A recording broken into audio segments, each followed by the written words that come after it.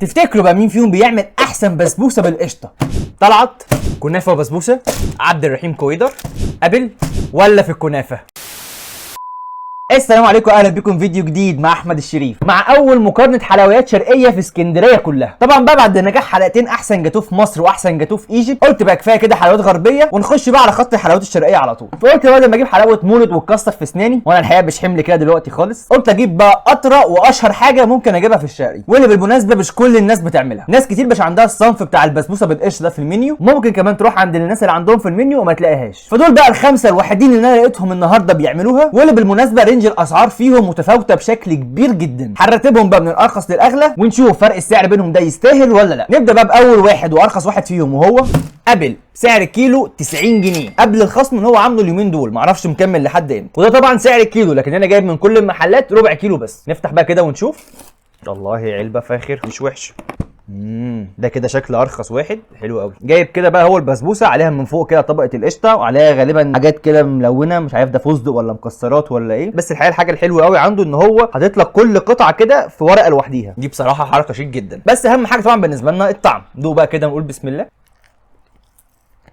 واو، بصوا صراحه ما توقعتش خالص ان برودكت بالسعر ده ممكن يعجبني. انا الحقيقه يعني كان في مخيلتي حاجه ولقيته حاجه تانية. طعم البسبوسه الحقيقه نفسها حلو قوي، بتدوب خالص في بقك، خفيفه جدا، سكرها مظبوط قوي. طعم القشطه اللي من فوق انا كنت بنسبه 100% متاكد انها هي كريمه مخفوقه وحاجه على قدها خالص، بس الحقيقه لا، هي قشطه. ازاي مش عارف، مش قشطه تقيله قوي، قشطه متخففه حبه، بس برده ماشي ان هي سايحه في نفسها، لا ماسكه برده نفسها، مدياك طعم حلو جدا. الحقيقه الشربات اللي مستخدمينه حلو جدا، سكرها مش عالي قوي ما نجزعكش، لا يعني تقدر تاكل منها تبقى مبسوط جدا. فبصراحه يعني كارخص منتج كده معايا في الحلقه، رفع سقف التوقعات جامد جدا. يعني ده كده ب 90 جنيه، واللي جاي نسمع اسعار اعلى من كده بكتير، فلو مش هيقدموا حاجه اعلى من كده فده كده يبقى اختيار مناسب جدا ليه. نروح بقى لتاني واحد، وهو كنافه وبسبوسه بسعر 100 جنيه. وده بقى الوحيد اللي ما رضاش يطلع ربع، قال لك لا، هو قال لي كميه عندي نص، ما بطلعش ربع، مع العلم ان هو بيبيع بالقطع، يعني ممكن يظبطها لك، بس هو لا، صمم ان هو يطلع نص بس. نفتح كده ونشوف.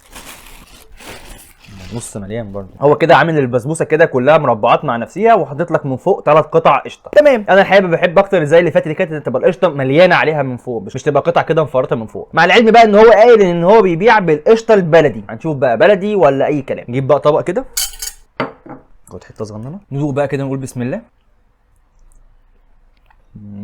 حلو قوي برضه. بصوا الحقيقه طعمها حلو قوي. طعم القشطه طبعا اعلى بكتير من اللي كانت موجوده في ابل. هنا القشطه تعتبر قشطه بجد، طعم اللبن فيها واضح جدا والدسم بتاعها عالي قوي. البسبوسه بقى هنا فرق بينها وبين ابل ان هنا دايبه اكتر، يعني ما تحسش بيها في بقك. بتاعت ابل برضه بتدوب بس فيها سنه ترميله كده شويه، هنا مش هتحس بيها، يعني مجرد ما تحطها في بقك ما فيش خالص. السكر بتاعها برضه مظبوط زي بتاع ابل، وطعم السمن هنا برضه باين زي ما موجود في ابل. الحقيقه الاثنين انا بالنسبه لي لغايه دلوقتي ما فيهمش حاجه وحشه، بس انا بميل اكتر لكنافه وبسبوسه بسبب حته ان القشطه اعلى شويه، رغم ان كميتها في العلبه اقل من الموجوده في ابل. بس كده ناخد بقى الاول بق شاي بقى كده 100 100.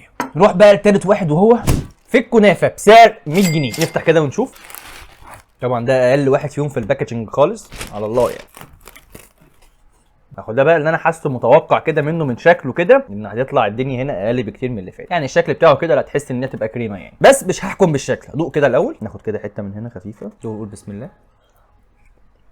زي ما توقعت. بصوا هي طعمها حلو مش وحش، يعني ما فيهاش حاجه تقفل. طعم البسبوسه مظبوط الى حد ما، قريب قوي من اللي فات، قريب شويه من قبل حبه في سنه الترميله الخفيفه دي، بس اللي فوق دي كريمه، يعني كريمه مخفوقه مالهاش علاقه خالص بالقشطه، مش وحشه تقول معاك. بس انا طبعا بالنسبه للاسعار لو هقارنها في نفس الفئه السعريه، لا انا الحقيقه كده هروح لكنافه وبسبوسه او لابل ارخص، هبقى مبسوط اكتر من دي الحقيقه. كده بقى احنا خلصنا الفئه السعريه اللي من 90 ل 100. تعالى بقى نشطح كده حبه حلوين، ممكن نضرب السعر في 2 ونشوف ايه البرودكت اللي ممكن ناخده. نروح بقى الرابع بواحد معانا، وهو حلواني طلعت بسعر 190 جنيه، اغلى 90 جنيه عن الاثنين اللي قبليه، واغلى 100 جنيه عن اول واحد قبل. نفتح بقى كده ونشوف حلواني طلعت بيقدم لنا ايه. يلا بينا. طبعا حلواني طلعت ده من اقدم الحلوانات عندنا في اسكندريه، مشهور قوي عندنا في اسكندريه، وانا الحقيقه بحبه جدا يعني، بس عمري ما جربت من عنده البسبوسه بالقشطه دي. نفتح كده ونشوف. واو ايه ده بسبوسه عامله زي السوشي، شكلها حلو قوي. انا عمري ما شفت التقديمه ده عند اي حد قبل كده. رهيبه يا جماعه، ريحتها كمان ريحه السمنه الحقيقه اول ما تفتح كده بتضرب جامد في مناخيرك 100 100. شكلها رهيب. ندوق كده ونقول بسم الله.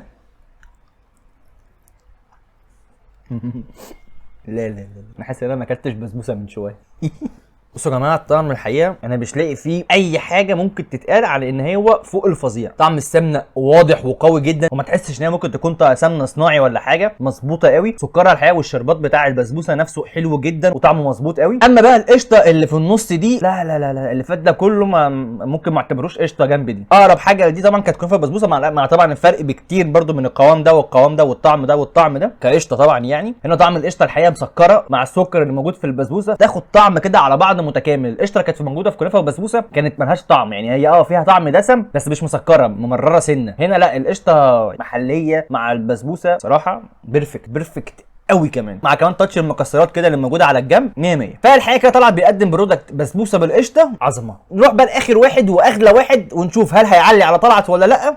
يلا بينا.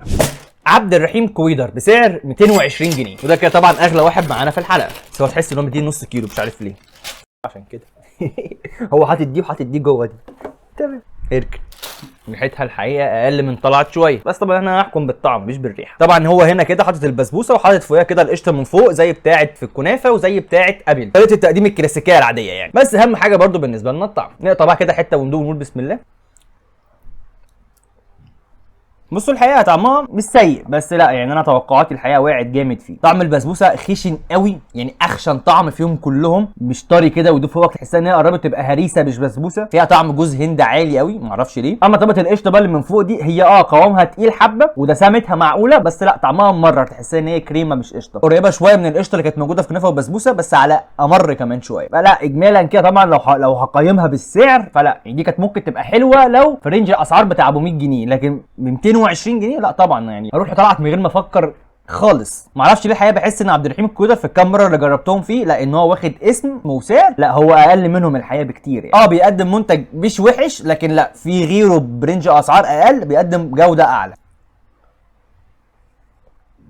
تعالى بقى كده نروح للملخص السريع الم لكم فيه الدنيا واقول لكم تجيبوها منين. يلا بينا. بصوا يا جماعه، الترتيب كده السريع النهائي من اوحش طعم لاحسن طعم. اقل واحد فيهم كان في الكنافه، بعد كده هيجي عبد الرحيم كويدر، بعد كده ابل، بعد كده بسبوسه، واحسن واحد فيهم كان طلعت. فلو انت كده في رينج الفئه السعريه ابو 100 جنيه فلا هيبقى اختيار حلو جدا كنافه وبسبوسه ليك، هيبقى ده احسن اختيار. وممكن وبعديه ابل شويه، فرق بينهم مش كبير الحقيقه، وابل بيقدم منتج حلو جدا في الكنافه، لا مرشحوش قوي. اما بقى الفئه السعريه العاليه فلا طلع بيقدم منتج لا تشتريه وانت مغمض، يعني ما تفكرش خالص ان انت ممكن يطلع وحش او ما يعجبكش، لا تحفه جدا. عبد الرحيم كويدر لا ما خزني جدا الحقيقه، يعني لو هنتكلم على الفئه السعريه العاليه فلا طبعا ما رشحهولكش خالص وتصد طلعتي، مع العلم ان هو برده مش وحش. وبس كده، اتمنى تكون الحلقه عجبتكم. قولوا رايكم في الحلقه في الكومنتات، واكتبوا لي لو ترشيحاتكم لو عايزين نجرب بقى منتجات تانية في اي حاجه سواء حلو او حادق او اي تجربه عايزين نجربها بدلكم. واشوفكم بخير الفيديو الجاي.